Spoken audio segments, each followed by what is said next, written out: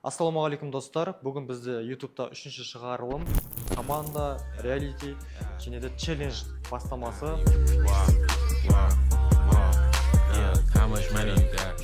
Былайша айтқан кезде бұл бізде процесс как жеке наставник сияқты болып жүріп жатыр. Өйткені келген шәкірттерді біз бұрынғы шәкірттерді қазір команда қосылған адамдарды басынан бастап үйретіп жатырмыз.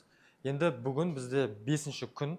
Осы 5 күннің ішінде 3 видео шықты. Сіздер барлығын көрдіңіздер. Жалпы прогресс өте үлкен болды. Енді бүгін шәкірттер қазір өздері бөліседі. Не үйренді, не жасады, жалпы кім қандай табыс тапты, кім қандай минуста, жалпы осы 5 күннің ішінде не алды, соны бөлісетін болады.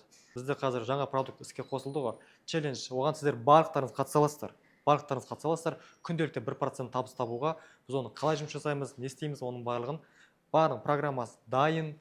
Күнделікті сигналдар, күн сайын берілетін сигналдар, және де күнделікті 1-2 сағат жасалатын жұмыс. Және де бізде осы егер алда уақытта сіздер қатысып жатсаңыздар онлайн түрде біздің программа бойынша күнделікті сигнал, ай сайынғы подпискамен жүріп отырады, және де ай сайынғы тимбилдинг, воркшоп, командамен кездесу, жолығу барлығы осы челлендждің аумағында өтіп отырады. Басты мақсат сіздерге көрсету, жалпы адамдарды бұл салада ең басты тұрақтылыққа үйретуге болады, жалпы бұл білімді алып кете алады. Біз оны көрсеттік, дәлелдедік. Бүгінгі видеоны көріңіздер, соңына дейін қорытындылаймыз. Және де осы видеоның астында мен Instagram, Telegram бар аккаунттар бар. Хабарға шықсаңыздар болады. Біздің челленджге уже қабылдау осы бүгіннен бастап ашылды. Сіздер кез келген уақытта біздің командаға қосыла аласыздар. Осы командаға қосылу арқылы сіздер ортаны, дамуды, күнделікті сигналды, одан кейін командалық жұмысты, всегда бірге жұмыс жасайтын орта, сопровождение, аптасына 1 рет, 2 рет Zoom эфирді аласыздар. Жалпы өте көп пайдалы ақпараттар бар. Көп адамдарға жетіспейтін. Курс оқыдың, бір ай оқыдың, бітті, ары қарай өзімен өзің емес. Бізбен всегда жылдар бойы жұмыс жасап, жылдар бойы бізбен байланыста бола аласыздар. Бұндай нарықта продукт жоқ, бұндай жасап жатқан ешкім жоқ.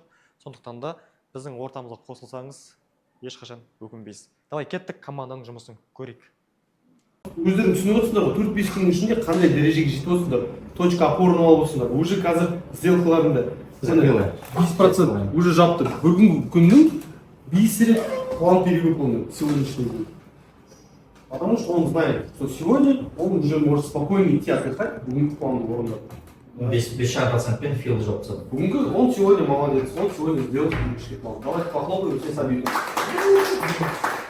Сабит молодец, он сделал. Бегім, өзіңді айта қойшы, мысалы, сен бүгін қандай неге отырсың, қандай ойда, жалпы қандай жетістікке жеттің, қандай плюс көрдің, қандай білім алдың? Плюс ойша қойыңыз. Қанша, айта қой. $150. $150? Ойша. Неше пайыз жасадың уже? Көрдің сен? Салана. Неге ол сен өсетін уверенсің? Өзім анализім бойынша. Анализ жасадың да? Қандай немен техникалық анализ жасадың? Қандай құралдармен? Қандай ол? Қалай дейін? Ресай? Элион? Толқын бойынша да бар негіз. Элион толқындармен жұмыс жасадың да? Астына қарай кеткен жаңағы 3 толқын бар. Уже ары өседі, не алып поддержка алады, жоғары қарай. Уже уверенсің, точно білесің да? Тем более жай өсіп отыр негіз, көрініп тұр ғой. Осы 4-5 күннің ішінде қандай білімдер алдың жалпы? 4-5 күннің ішінде. Мына сызуды вообще қақпайды ма? Мен просто мынандай ғана сызып білемін, тек сызатын былай. Сен анализді ма? Иә.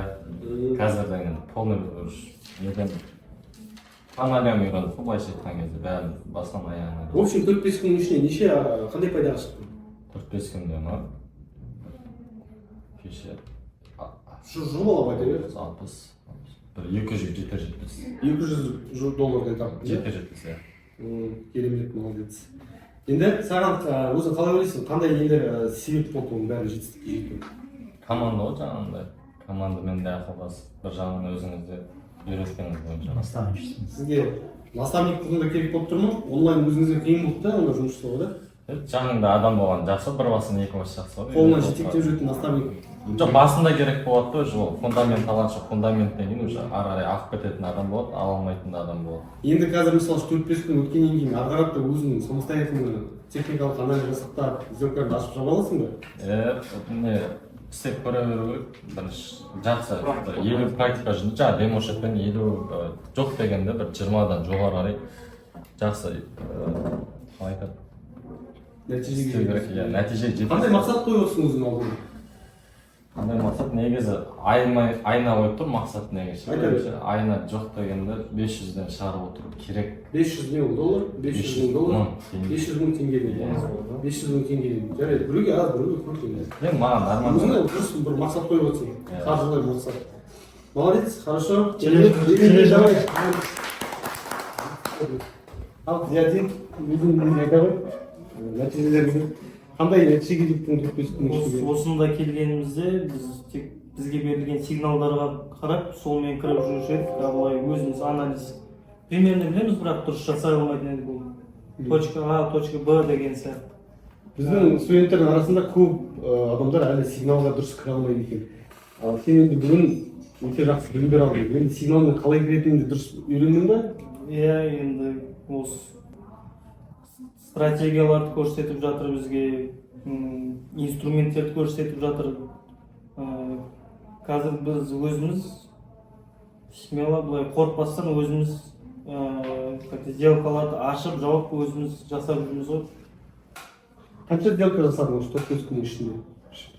Примерно 7-8 бар. Енді осы плюс-минус есептесек, осы күнге дейін негізінде мен плюсқа шығып отырмын ғой. Примерно қанша плюсқа шықтың? Примерно 20% болып отырмын. 20% өзің бастапқы депозитіңнен. Иә. Өте керемет. Айына енді теңгемен есептесек 1 миллион, 2 миллион нормально деп есептеймін енді өзім. 1 миллион айын. Көп те емес, аз да емес. Примерно бір 2-3 мың доллардай. Иә. Ал достар, көріп отырсыздар ғой, 4-5 күннің ішінде біздің студенттердің дәрежесі қандай өсіп кетті. Келгенде қандай мақсаттар қойып отырды, енді қазіргі уақытта олардың көздері ашылып, жоғарғы уақытта мақсаттары өсіп отырды, потому что мүмкіншіліктер көріп отыр. Олардың уже шектеулері жоқ, ограниченияларын біз ысырып тастап көмектесіп отырық, ашып отырық. Сөзін шыны керек, негізінде жаңағы осы сала негізінде жақсы сала трейдинг дейді. Осы уақытта сен уже сделка ашып білесің бе? Самостоятельно сделкаларды ашып жауып. Мысалға сделкалар берсе, соған мысалы кіруді білемін. И уже жаймен қазір анализ жасауды үйреніп жатырмын. Уже примерно уже үйрендім уже анализ жасауды. Студенттер осындай керемет өздерінің бір техникалық анализдерін көрсетіп жазып отырады, үйренген нәрселерін. Әрбір студентімізде өздерінің блокноттары бар. Енді график барлығын жазып отырамын өзіме керекті данныйларды. Индикатор жадности дейді, страха, идет толқындарын барлығын жазып отырмыз. Сәбит, қалай ойлайсың? Күніне 1% жасап отыру, осы челлендж ол іске асырылатын жоба ма? Реальная тема негізі. 1% негізі қиын емес.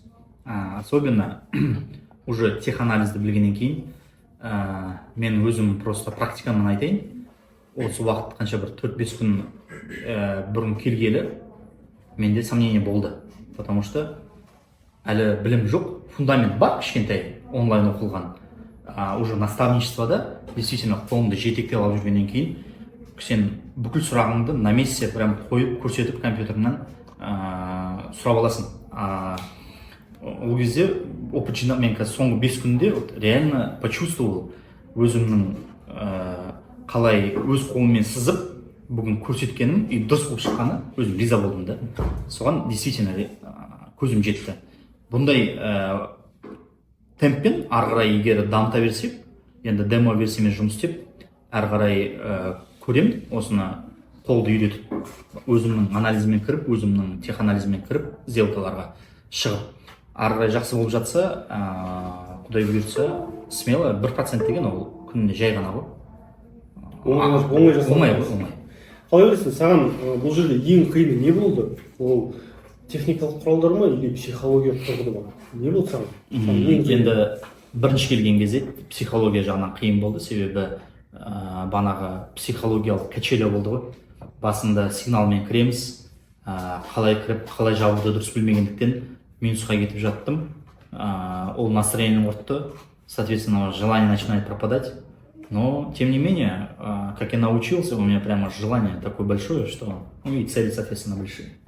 Всего лишь за 4-5 дней, да? За 4-5 дней. Прогресс, да, сильный? У меня, да. То есть, тем не менее, что я сейчас в минусе, но я уже духом не падаю, и я рад, что научился реально делать самому не только в будущем ждать сигнала, да, от кого-то, как вы учили, не надо по чьим-то сигналам работать, да, постоянно, а нужно как бы самим анализировать и дальше заходить в сделку. То есть практиковать максимально как можно. Достар, жаңа ғана сіздер команданың өз пікірін білдіңіздер. Мына жерде бізде командаға келген Сәбит мырза, Зиядин, Мұхаммедали, Бегім. Бұл жерде әркімде әртүрлі нәтиже, әркімнің прогрессі әртүрлі, әркімнің түсінуі әртүрлі, деңгейі әртүрлі. Ең бастысы, әр адамда әйтеуір прогресс бар. Көрдіңіздер, өздері айтты, бөлісті. Бұл нарықта тек қана плюс, тек қана табыс деген нәрсе жоқ. Бірақ оны 80-90% табысқа жасауға болады. Біліммен, дұрыс инструмент және команда, орта, бағыт-бағдар беріп отыратын, ол любой адамға керек нәрсе. Жалпы менің мақсатым көрсеткім келгені осы. Біз онлайнда шәкірттер болды. Енді деп айтамыз, біз 5 күн жолықтық, 5 күннің ішінде уже адамдарда кәдімгідей прогресс өте үлкен скоростьпен, жылдамдықпен болды да. Енді мына жерде біздің шәкірттердің мысалы плюс-минус беріп жатқан информация бірдей, сигнал бірдей, бірақ әркімде әртүрлі нәтиже, ол нормальный нәрсе. Ең бастысы ол нәрселерден адам өту керек, көру керек, білу керек. Одан кейін осының арқасында адам ошибкадан түсінеді өзін, ары қарай даму керек. Енді ары қарай біз не істейміз? Қазір бізде ол кісілерді командаға подбор ретінде қабылдап алдық. Бірінші біз бір апта үйретеміз дедік, үйреттік. Енді ары қарай практика болады. Уже білім бар, фундамент бар. Енді тек қана оны практика жүзінде ғана дамытып отырады. Алдағы уақытта осы бір ай бойы дальше жұмыс жасаймыз. Офиста кездесіп тұрамыз. Онлайн түрде жасаймыз. Енді біз бұл нәрсенің түпкі мақсаты қандай? Бізде челлендж басталды. Онлайн челлендж басталды. Осы нәрсені, осы процестің барлығын онлайн түрде. Енді барлығына біз бүкіл адамдарға өйтіп отырып үйрете алмаймыз, оған үлгермейміз. Басқа қаладан біздің шәкірттеріміз бар, студенттеріміз бар, басқа қалада үйренгісі келетіндер бар. Осы нәрсені біз онлайн түрде көрсетеміз. Осы күнделікті 1% деген, 1% деген мақсатпен бір жыл уақыт бойы жұмыс жасап, ең бірінші көп алатын $10,000, $300 $10,000 жету деген ол әрине көрсеткіш ақшалай ғана. Бірақ ол бір жылдың ішінде адамның үйренетін нәрсесі, алатын нәрсесі ол өмір бойы ақша алып келіп тұруы мүмкін. Мақсат осындай. Енді көрдік, бүгінгі біздің YouTube-тағы выпуск осымен аяқталады. 3 выпуск шықты. Басынан бастап көрсеңіздер, көрмесеңіздер, және де осының астына мен номер қалдырдым. Біздің Instagram, WhatsApp барлығын кіріп, информация алып, біздің челлендж жайында ақпарат алсаңыздар болады. Біздің мақсатымыз сіздерді дисциплинаға үйрету, тұрақты ортамен дамытатындай ортаны құрастырып беру, және айына бір рет кездесу жасау, тимбилдинг жасау, всегда бір нәрсені талқылайтын сіздің ортаңыз болғаны біз жасап беру, біздің мақсатымыз осы. Тек қана өзің ғана бір ауылда, бір қалада ғана емес, біздің ортаға келіп, өзіңнің сделкаларың жайында, жұмысың жайында бір адаммен ақылдассаң, сөйлессең, бөліссең, информация алсаң, опыт алсаң, ол күшті нәрсе. Ал достар, біз мақсат қойдық, мақсат орындалды, бір апта жұмыс жасадық, барынша көмектестік, және де біздің команда мүшелері өздері де барынша атсалысты. Өте үлкен командалық жұмысты біз үлкен мақсатқа қадам бастық, бірінші этаптан өттік. Енді осы бірінші этапта өткеніміз үшін біз қуаныштымыз. Команда осында. Давайте команда құттықтайым. Құтты болсын. Барлық команда мүшелері бәрі красавчик, молодец. И дальше біз кетеміз. Алдағы уақытта бәрібір біздің выпусктар шығып тұрады.